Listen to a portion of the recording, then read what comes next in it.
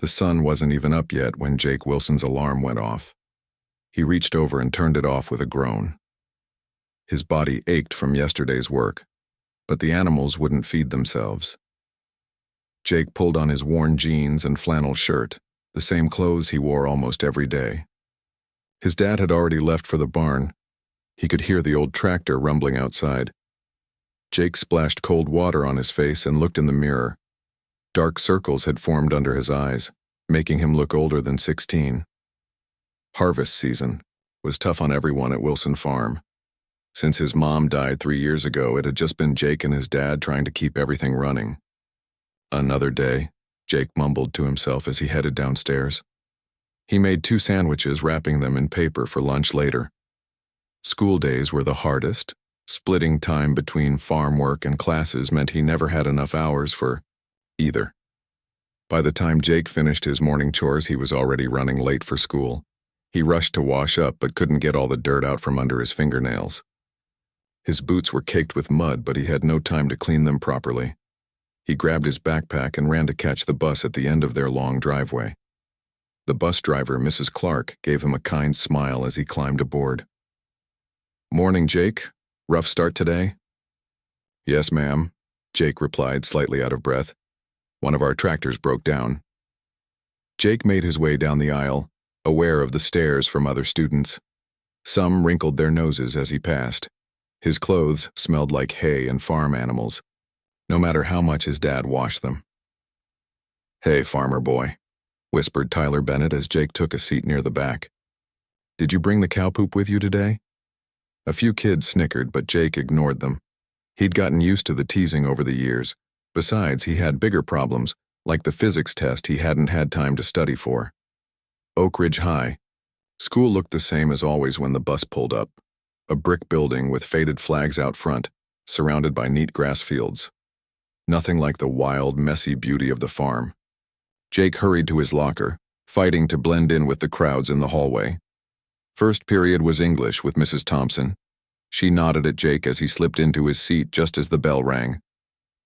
English was one of the few classes Jake actually enjoyed. Today they were discussing Of Mice and Men, and Jake had managed to read the assigned chapters while eating breakfast. "The relationship between George and Lenny shows us something about human connection," Mrs. Thompson was saying. "About how people need each other." Jake thought about his father, how they'd grown closer after his mom died. They rarely talked about their feelings, but they understood each other through the work they shared. There was a special language in the way his dad taught him to test soil or repair a fence, a language that went beyond words. The morning passed quickly, and Jake felt his stomach tighten as lunchtime approached. After lunch was physics with Mr. Patterson. The new teacher had moved to their small town from Chicago just this year, and he made no secret of how much he hated country life. Jake sat alone at lunch, unwrapping one of his sandwiches. He pulled out his physics notebook, trying to cram some last-minute studying in before the test. The formulas swam before his tired eyes. "You okay?" came a voice. It was Lily Chen, a quiet girl from his math class. "You look exhausted." Jake gave her a small smile. "Rough morning. We had a sick calf that needed help." Lily nodded. Unlike some of the other kids, she never teased him about the farm. "Physics test today, right? Want me to quiz you?" For 20 minutes, Lily helped Jake review. He felt a little better as the lunch bell rang, but his stomach was still in knots as he headed to Mr. Patterson's classroom. The physics teacher stood at the door in his usual pressed shirt and tie, watching students file in. His eyes narrowed when he saw Jake. "Mr. Wilson," he said, looking Jake up and down. "I hope you're prepared for today's test." "Yes, sir," Jake mumbled, sliding past him into the classroom. The test was harder than Jake expected. Questions about velocity and acceleration that didn't look anything like the homework problems. Jake's tired brain struggled to make sense of them. He was only halfway through when Mr. Patterson announced, 5 minutes remaining. Jake rushed through the rest, knowing his answers were probably wrong. When Mr. Patterson collected the papers, he gave Jake a disapproving glance. "See me after class, Mr. Wilson," he said quietly. The rest of the period dragged on forever. Mr. Patterson lectured about Newton's laws while Jake's stomach churned with worry. When the bell finally rang, Jake approached the teacher's desk as the other students filed out. "Your test was incomplete," Mr. Patterson said without looking up from his grading, "and what you did finish was mostly incorrect." "I'm sorry, sir," Jake said. "We had some problems at the farm this morning and I didn't get much sleep." Mr. Patterson sighed and finally looked up. "Jake, this is the third test you've failed this term. Your homework is often late, and when you do turn it in, it's barely passing quality." "I'm trying my best, sir," Jake said, feeling his throat tighten. "Are you?" Mr. Patterson raised an eyebrow. "Because it seems to me that your best is going into that farm, not your education." Jake felt his face grow hot. "The farm is my family's livelihood, sir. My dad needs my help." "And what about your future?" Mr. Patterson asked. "Do you plan to waste your potential shoveling manure for the rest of your life?" The words stung more than any of the kids' teasing ever had. Jake clenched his fists at his sides. "It's honest. Work," he said, his voice shaking slightly. "My dad built that farm from nothing." Mr. Patterson shook his head. "You have a physics test to make up. I'll expect you here tomorrow morning before school." "Sir, I can't. Morning is when we do most of the feeding and—" "That's enough." Mr. Patterson cut him off. "Your excuses don't interest me. Either be here at 7 a.m. sharp or accept a 0. Now I believe you're late for your next class."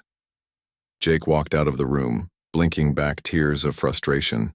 As he headed to history class, he didn't notice Mr. Patterson watching him from the doorway, already composing an email to Principal Garrett about the problem student in his fourth period physics class. What Jake didn't know was that tomorrow would change everything, not just for him, but for the entire school. And it would all start with the sound of helicopter blades cutting through the morning sky. The next morning started even earlier than usual for Jake. His alarm went off at 4:30 a.m. and he lay in bed for just a moment, staring at the ceiling. He had to finish his farm chores, somehow make it to school by 7 a.m. for Mr. Patterson's makeup test, and still get through the rest of the school day. It seemed impossible. Jake pulled on his work clothes and headed out to the barn where his father was already milking their small herd of dairy cows. "Morning, son," his dad said, not looking up from his work.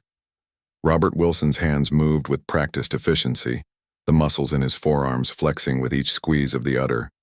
His father had taught himself how to do everything on this farm, and he'd passed that knowledge down to Jake. "Dad," Jake said hesitantly, "I need to get to school early today for a makeup test."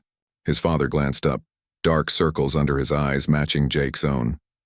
"How early?" 7. Robert sighed, wiping his hands on a rag. "That's feeding time." "I know.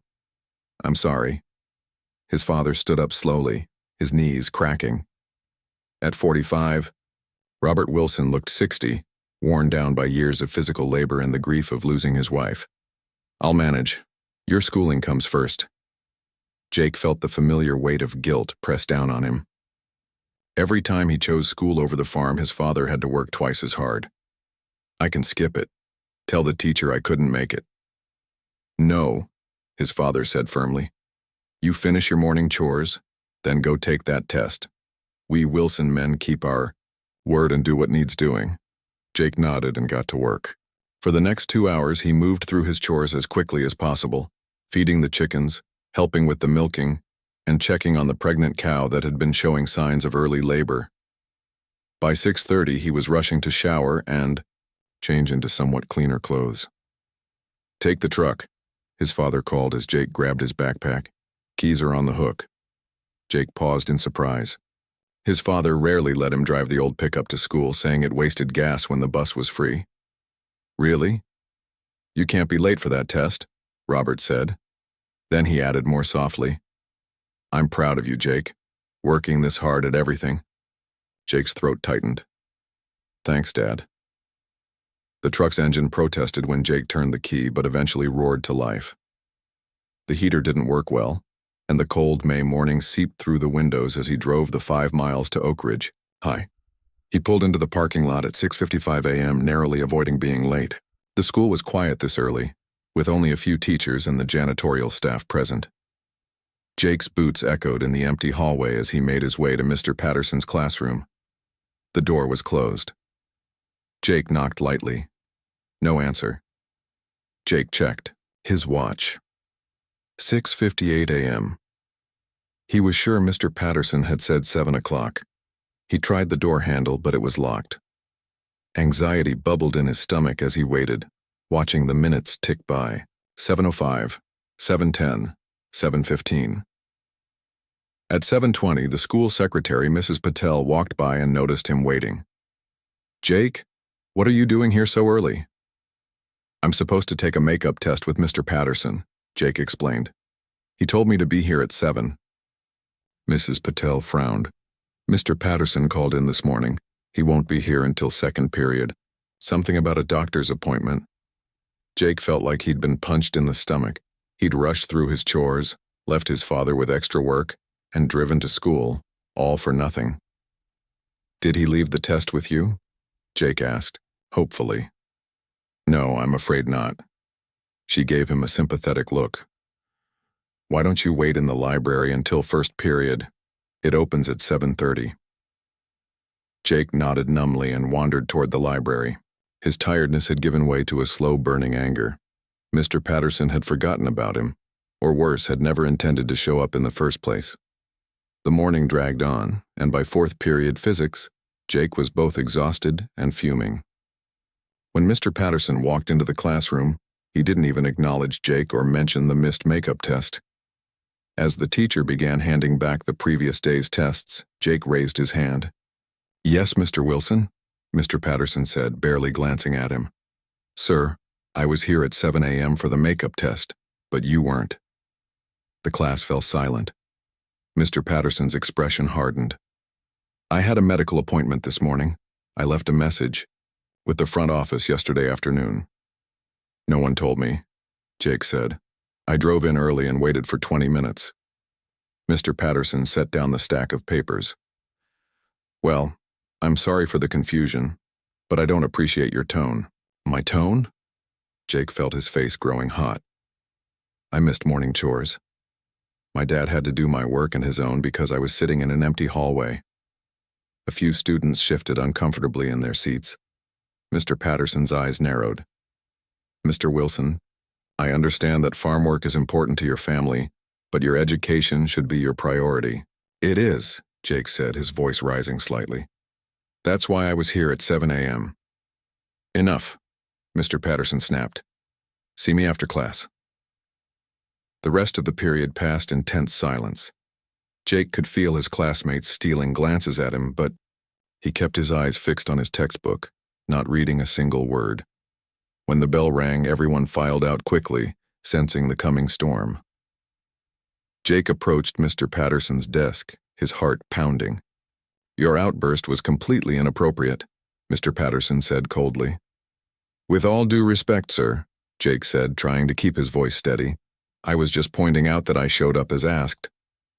"With all due respect," Mr. Patterson mimicked, his voice dripping with sarcasm, "you have been a problem in my class since day one. Late assignments, failing grades, and now this disruptive behavior." "I work hard," Jake insisted. "I'm doing my best." "Your best isn't good enough," Mr. Patterson said flatly. "And frankly, I'm tired of making allowances for you because of your circumstances." The way he said circumstances made it sound like something shameful. Jake felt something snap inside him. "You mean because I'm a farmer's son?" "I mean, because you clearly don't value education," Mr. Patterson shot back. "You come to my class smelling like a barn, half asleep with homework that looks like it was done while riding a tractor." Jake clenched his fists. "That's not fair. You don't know anything about my life." "I know enough," Mr. Patterson said, standing up, "and I know that I'm done wasting my time. Get out of my classroom, Mr. Wilson. I'll be speaking to Principal Garrett about this." Jake stood frozen for a moment, then turned and walked out, slamming the door behind him. He didn't see Mr. Patterson pick up the phone immediately, or hear him giving Principal Garrett a very one-sided account of what had just happened.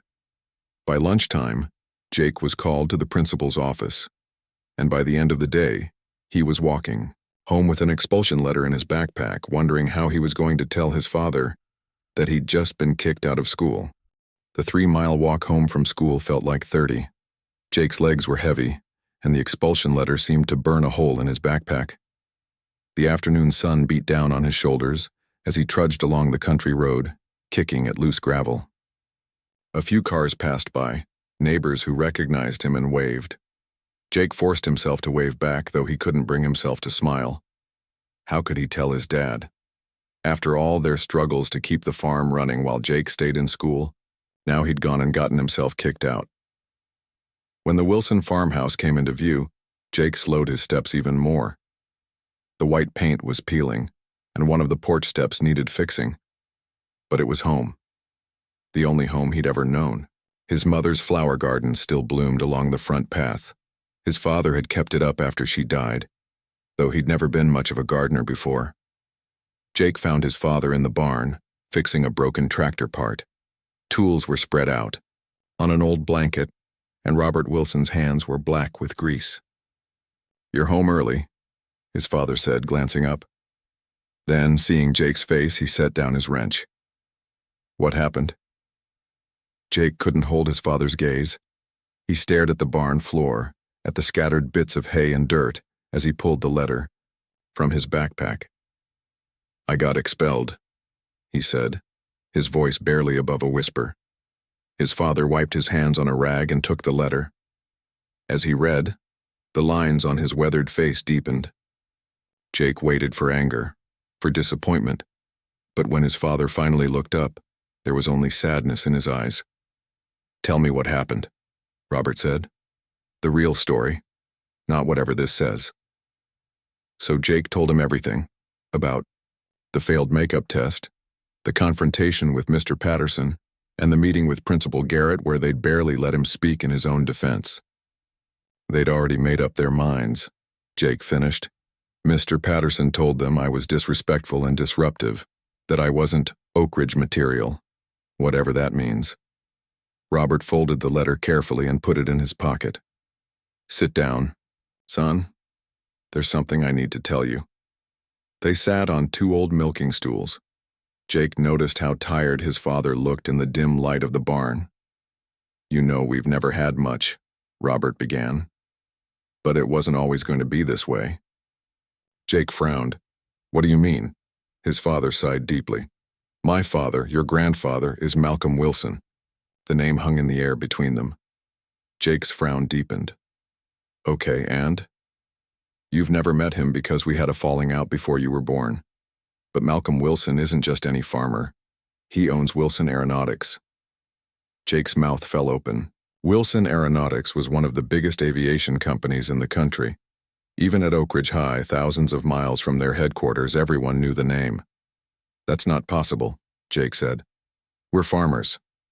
"I'm a farmer," his father corrected. "By choice. My father wanted me to take over the company someday. I wanted something different." A sad smile crossed his face. "I met your mother in college. She loved the idea of country living. When I told my father I was going to marry her and buy this farm instead of joining the family business, he cut me off completely." Jake struggled to process this information. "So my grandfather is rich?" Robert nodded. "Very. But money isn't everything, Jake. I chose this life because it made me happy. Your mother and I built something real here, something honest. Does he know about me?" Jake asked quietly. "He knows you exist," Robert said. "I sent him a letter when you were born. He sent back a check. I returned it." Jake stood up suddenly, pacing the small area between tractor parts. All these years of struggling. The second, mortgage after Mom got sick. Me working before and after school while trying to keep my grades up. And you're telling me we have a billionaire in the family who could have helped? It's complicated, son. It seems pretty simple to me, Jake shot back. Your pride was more important than making things easier for us. As soon as the words left his mouth, Jake regretted them. His father flinched as if he'd been struck. I'm sorry, Jake said quickly. I didn't mean that. Robert shook his head. No, you're not entirely wrong. Maybe I was too proud. He stood up, putting a hand on Jake's shoulder. But I wanted to teach you the value of hard work. That's something money can't buy. They stood in silence for a moment, the weight of the revelation settling between them. So what do we do now? Jake finally asked. About school? Robert looked down at the expulsion letter in his pocket. I think, he said slowly, it's time I called my father. That evening, after finishing the chores in silence, they sat at their kitchen table. The old rotary phone that had hung on the wall since before Jake was born sat between them. His father stared at it like it might bite. Do you even have his number? Jake asked. Robert nodded. It's the same as it was 20 years ago. My father doesn't change easily. He picked up the receiver and began to dial, his fingers trembling slightly. Jake held his breath as his father waited through several rings. Then Robert's back straightened. Hello, Father, he said, his voice formal. It's Robert. Jake couldn't hear the other side of the conversation, but he saw his father's face change. Surprise, then relief, then determination. I wouldn't call if it wasn't important, Robert continued. It's about my son. Your grandson, Jake. A pause. Yes, he's 16 now. Another pause. There's been an incident at his school, an injustice that needs to be addressed. Jake watched, in amazement as his father explained the situation, speaking more words at once than Jake had heard from him in years. Robert described Mr. Patterson's bias, the unfair expulsion, and Jake's hard work both on the farm and at school. He's a good kid, Robert said finally, his voice rough with emotion. The best, and he deserves better than this. There was a long silence as Robert listened. Then, to Jake's shock, his father laughed, a sound Jake hadn't heard in a very long time. Yes, that would certainly make an impression, Robert said. Tomorrow morning, we'll be ready. When he hung up, Robert turned to Jake with a glint in his eye that his son had never seen before. What did he say? Jake asked. He said, Robert replied with a slow smile, that no one treats a Wilson like this, and that it's about time he met his grandson. He's coming here? Better than that, Robert said. He's going to your school, and he's bringing friends. Jake barely slept that night. He tossed and turned, his mind racing with thoughts of his mysterious grandfather and what might happen the next day. By the time his alarm went off at 5 a.m., he was already awake, staring at the ceiling. For the first time in years, his father told him to stay in bed. I'll handle morning chores, Robert said, poking his head into Jake's room. You get some rest. But Jake couldn't rest. He got up and helped with the milking anyway, working alongside his father in comfortable silence. Neither of them mentioned the expulsion or the phone call from the night before. It felt like a dream that might vanish if they talked about it too much. After chores, Jake showered and stood in front of his closet, suddenly aware of how little he had that wasn't worn or patched. He finally settled on his least faded jeans and the button-up shirt his aunt had given him last Christmas, still with the tags on.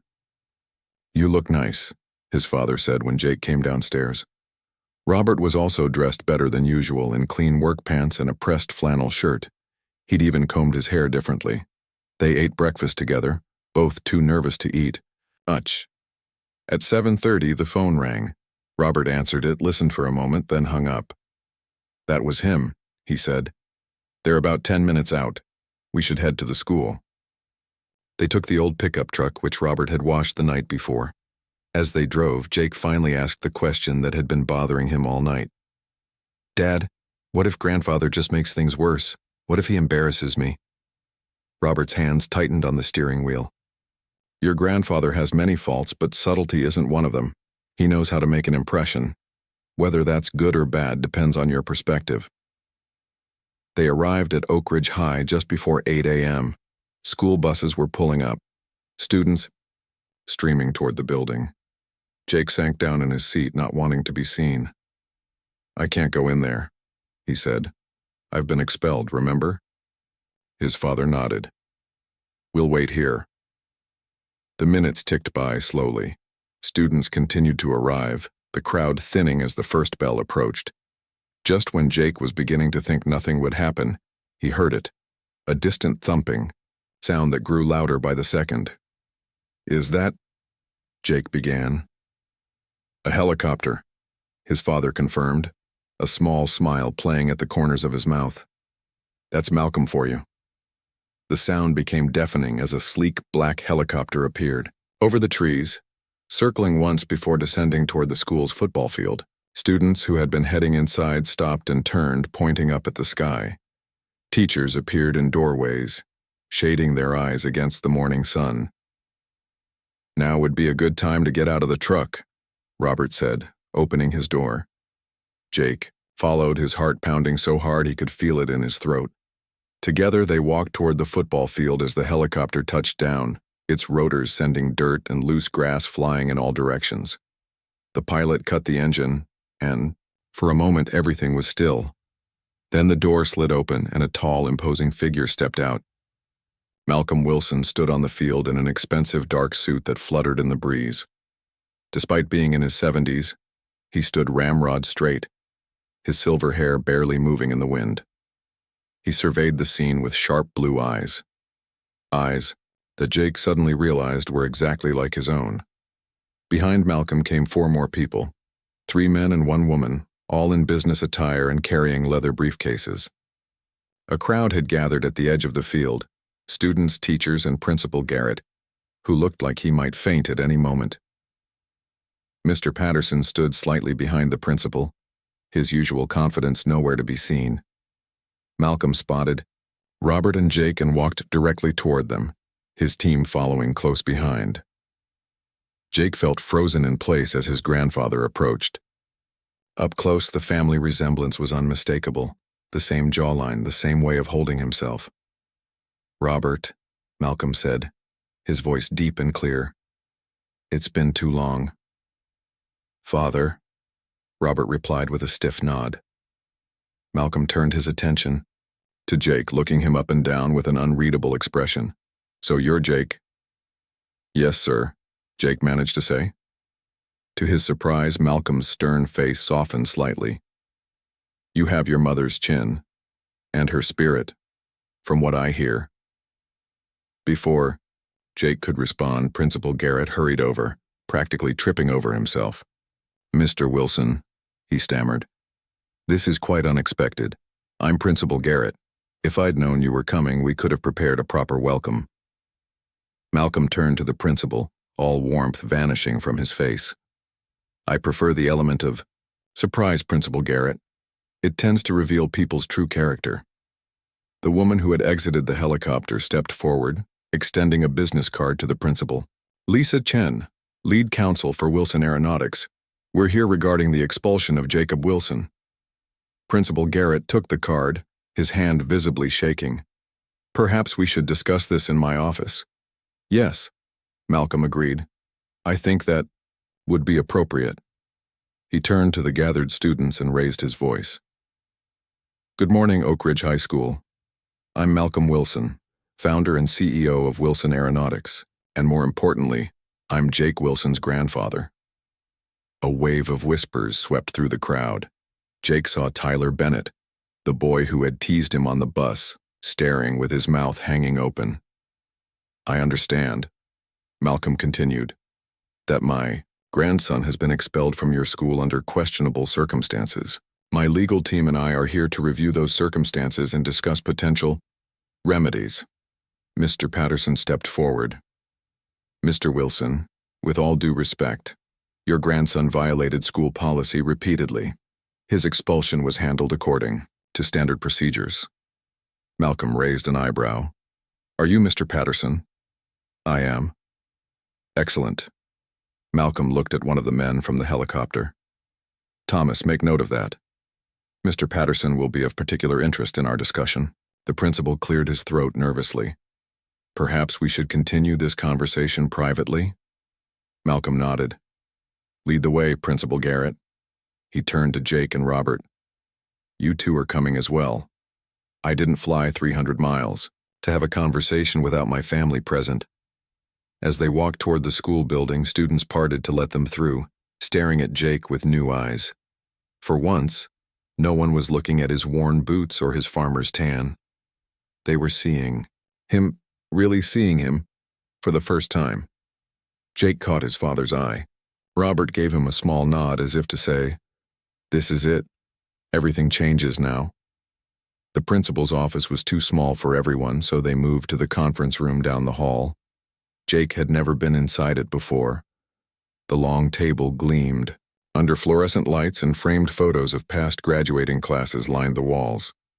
Malcolm took a seat at the head of the table, motioning for Jake and Robert to sit beside him. His legal team spread out their briefcases and began removing documents. "Now then," Malcolm said, fixing Principal Garrett with a steely gaze.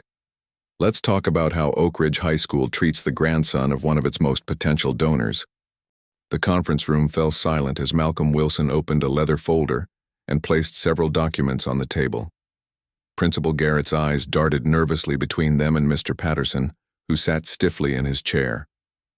"Let me be clear about something," Malcolm began, his voice calm but firm. "I'm not here to throw my weight around or buy special treatment for my grandson. I'm here because injustice was done, and it needs to be corrected."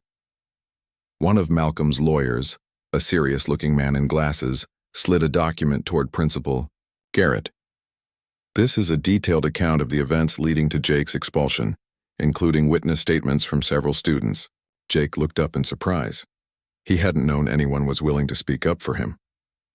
"Lily Chen provided a particularly insightful statement," the lawyer continued. "She confirmed that Jake was present at school at 7 a.m. for a makeup test that Mr. Patterson failed to attend or even notify Jake about." Mr. Patterson's face reddened. "I had a medical emergency." "Which you reported to the office at 5 p.m. the previous day," another lawyer countered, checking her notes, giving ample time for someone to inform Jake, yet no one did. Principal Garrett cleared his throat. "There may have been a communication breakdown, but that doesn't excuse Jake's disrespectful behavior in class." "Disrespectful?" Malcolm raised an eyebrow. "My grandson stated facts, that he showed up as instructed and waited for 20 minutes. That his father had to handle additional farm work because Jake was fulfilling his academic responsibilities." He leaned forward. "Is stating facts considered disrespect at Oak Ridge High?" The principal shifted uncomfortably. "Mr. Wilson, I understand your concern as a grandfather, but do you understand my concern as one of the largest potential donors to your school's science program?" Malcolm interrupted. "The program that my foundation was considering funding with a $2 million grant?" The room fell silent again. Jake glanced at his father, who was watching the scene with a mixture of pride and discomfort. $2 million? Principal Garrett repeated weakly.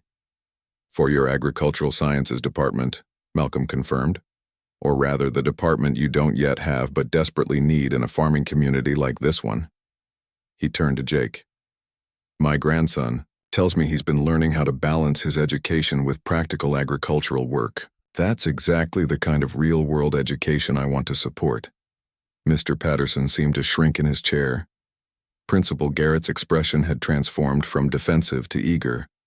"Mr. Wilson, I think there's been a terrible misunderstanding," the principal said. "Of course we value agricultural work. Many of our students come from farming families. Yet my grandson was mocked for his background," Malcolm said sharply, "by staff as well as students." Jake found his voice for the first time since entering the room. "It's not just about me," he said quietly. "There are other farm kids who get treated the same way. Tom Baker missed a week when his dad broke his leg, and his grades suffered. Amy Garcia works on her family's orchard every weekend and gets teased about her farmer's tan. We're all just trying our best." Malcolm looked at his grandson with newfound respect. "Well said, Jake." He turned back to the principal. "So here's what's going to happen. Jake's expulsion will be rescinded immediately with all records of it removed from his file." Principal Garrett nodded eagerly. "Of course, Mr. Wilson. Mr. Patterson will issue a formal apology to Jake and will undergo sensitivity training. regarding rural students and their unique challenges. Mr. Patterson opened his mouth to object, but a stern look from the principal silenced him. And finally, Malcolm continued, Wilson Aeronautics will fund the creation of an agricultural sciences wing at Oak Ridge High, with one condition. Jake will serve as a student advisor on the project, along with other farming students he recommends. The principal's eyes widened. That's an incredibly generous offer, Mr. Wilson. It's not charity, Malcolm said firmly. It's an investment in these students' futures. Farming is evolving. Drones, GPS systems, advanced irrigation technology. The next generation needs to understand both traditional methods and cutting-edge innovation. As the adults continued discussing details, Jake sat back in his chair trying to process everything. Just yesterday, he'd been expelled from school. Now his billionaire grandfather was building an entire new wing in his honor. Later, as they walked out of the conference room, Jake's classmates were gathered in the hallway, watching with wide eyes. Principal Garrett announced that an assembly would be held that afternoon to introduce Malcolm Wilson and discuss the exciting new agricultural sciences program. Outside, in the bright morning sunshine, Jake finally had a moment alone with his grandfather. Why did you really come? Jake asked. After all these years of not wanting anything to do with us? Malcolm's stern expression softened. Your father called me. Do you know how much courage that took? Robert is the most stubborn man I've ever known, besides myself, of course. Jake glanced over to where his father stood talking with one of the lawyers. I was wrong, Malcolm continued. I was wrong to cut him off when he chose a different path. I was wrong to miss out on watching you grow up. He placed a hand on Jake's shoulder. I'm an old man, Jake. Too old to keep making the same mistakes. Jake nodded, not trusting himself to speak. Your father built something valuable here, Malcolm said, looking out at the school and the rolling farmland beyond. Not just the farm. He built character, in himself and in you. That's worth more than all my helicopters and corporate jets combined. The rest of the day passed in a blur. Jake was officially reinstated as a student. Mr. Patterson was noticeably absent from the afternoon assembly, where Malcolm announced the new agricultural sciences wing to thunderous applause. Plans were already underway for construction to begin over the summer. As they drove home that evening, Malcolm had offered his helicopter, but Robert had politely declined. Jake watched the familiar landscape with new eyes. Are things going to be different now? He asked his father. Robert thought for a moment. Some things will change. Your grandfather wants to be part of our lives again. He's talking about visiting the farm next weekend. Will we be rich? Jake asked. His father laughed. No, we'll still be farmers, but maybe with fewer broken-down tractors. He glanced at Jake. Your grandfather offered you a summer internship at Wilson Aeronautics. It's up to you if you want to take it. Jake looked out at their fields, golden in the evening light. I think I'd like to try it, he said, but I still want to help with the farm. You can do both, his father said. That's something I should have learned a long time ago. Life isn't either or. Sometimes it can be both. As they pulled up to the farmhouse, Jake noticed a sleek black car parked in their driveway. On the porch stood Malcolm Wilson, his suit, jacket removed and his sleeves rolled up, examining the loose step that needed fixing. Looks like he beat us home, Robert said with a shake of his head. He's not what I expected, Jake admitted. Neither are you, his father replied. You stood up for yourself and your classmates today. You didn't get intimidated by the money or the power. You stayed true to who you are. He squeezed Jake's shoulder. Your mother would have been so proud. They got out of the truck and walked toward the house together, where Malcolm was waiting with a toolbox and a determined expression.